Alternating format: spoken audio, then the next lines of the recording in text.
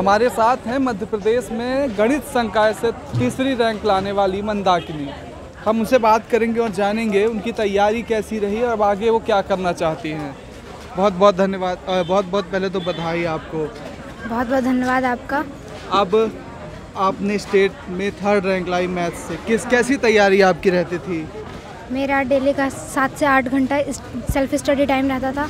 बाकी मेरे स्कूल के टीचर्स का सपोर्ट था। 6 घंटे हमारे स्कूल का रहता था। जो भी मेरे वीक पॉइंट थे उनको मेरे टीचर्स ने प्री बोर्ड के बाद स्पेशली क्लियर किया। 15-20 दिनों के लिए मेरे स्कूल के ही teacher, English teacher Upadhyay sir ने मेरी एक्स्ट्रा क्लासेस ली, जिसमें उन्होंने मुझे बहुत ही अच्छा प्रिपेयर किया और उसी के कारण से मैं इंग्लिश में अच्छा स्कोर कर पाई। हिंदी टीचर, मेरा लैंग्वेज हिंदी इंग्लिश दोनों ही वीक पॉइंट था लास्ट में, तो मेरे हिंदी टीचर दीपू सर ने भी मुझे बहुत सपोर्ट किया और मेरे सभी स्टडी मटेरियल को उन्होंने इकट्ठा किया। मैंने पहले भी कहा, मैं अभी भी कह रही हूँ कि मैं स्टेट में मेरिट लिस्ट में सिर्फ इस वजह से आई हूँ क्योंकि मेरे साथ मेरे मैथ टीचर शर्मा सर का सपोर्ट था। बिल्कुल। और घर परिवार आपका? मेरे पेरेंट्स सभी का सपोर्ट रहा। मेरे पापा एक साधारण अतिथि शिक्षक हैं। उन्होंने मुझे पहले एजुकेशन का मतलब समझाया है, तो पहला क्रेडिट तो मैं उन्हीं को दूँगी। इसके अलावा मेरे मम्मी का बहुत सपोर्ट रहा।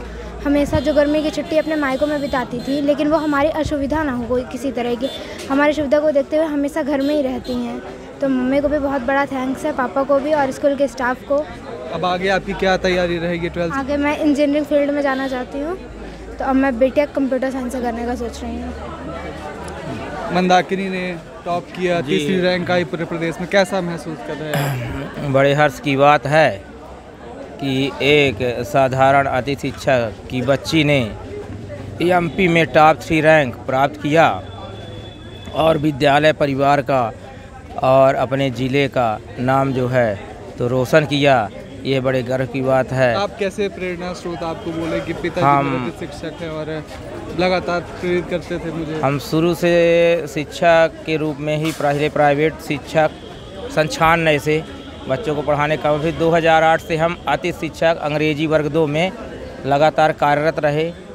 लेकिन बच्चों की पढ़ाई में किसी भी प्रकार की का प्रावधान ना हो, उसके लिए हम काफ़ी मेहनत करते रहे और ये बच्चों ने अच्छी मेहनत की और विद्यालय का स्टाफ और विद्यालय का सहयोग इतना अच्छा रहा कि हमारे बच्चों ने न कोचिंग किया, सिर्फ विद्यालय और घर में पढ़ करके आज ये स्थान प्राप्त किया और अपने गांव, अपने क्षेत्र, अपने ज़िले का नाम जो है तो उसमें रोशन किया। कहते हैं कि विद्वत्तम चांद्रप्रतम नैव तुल कदाचन अस्वदेशे पूजते राजा विद्वान सर्वत्र पूजते। इस विद्यालय के गुरुजनों ने इन्हें विद्वान बनाया जिसकी सारा देश, सारा विश्व पूजा करता है। ऐसे विद्यालय परिवार को उमा दत्त स्कूल के संचालक, उमा दत्त स्कूल के प्रिंसिपल और वहाँ के कुछ टीचर जैसे शर्मा सर हो गए, विलास सर, उपाध्याय सर, सबको बहुत बहुत धन्यवाद। के स्कूल ने बहुत बेहतर प्रदर्शन किया।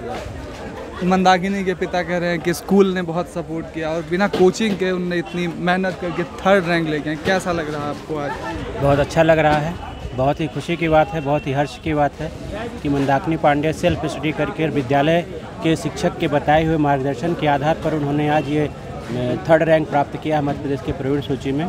विद्यालय सभी शिक्षक साथियों को और छात्रा को, उनके परिवार को विद्यालय बहुत बहुत हार्दिक बधाई, शुभकामनाएं। स्कूल से वाणिज्य संकाय और 10th क्लास में भी बच्चे टॉप किए हैं। मतलब कैसा ये विद्यालय तैयारी कराता है बच्चों की, कितनी अच्छी रैंक बच्चों की लग के आई है? सर्वप्रथम तो पूरा सिलेबस शुरू में कंप्लीट कराया जाता है। दिसंबर तक हम लोगों का सिलेबस कंप्लीट होता है और दिसंबर में सिलेबस कंप्लीट होने के बाद हमारी जो जनवरी की क्लासेस रहती है, जनवरी में रिवीजन क्लासेस रहती हैं और अपन शुरुआत से ही एक रिवीजन क्लास लेके चलते हैं। 5 पीरियड कंपलसरी रहते हैं, 6वें पीरियड में अपन रिवीजन क्लास लेते हैं और उस रिवीजन क्लास में बच्चों के हर छोटे मोटे हर डाउट्स को क्लियर कराते हैं। हमारे शिक्षक द्वारा उनके डाउट्स क्लियर होते हैं, तो इस वजह से छात्र हमारे निरंतर सफलता पे सफलता प्राप्त कर रहे हैं।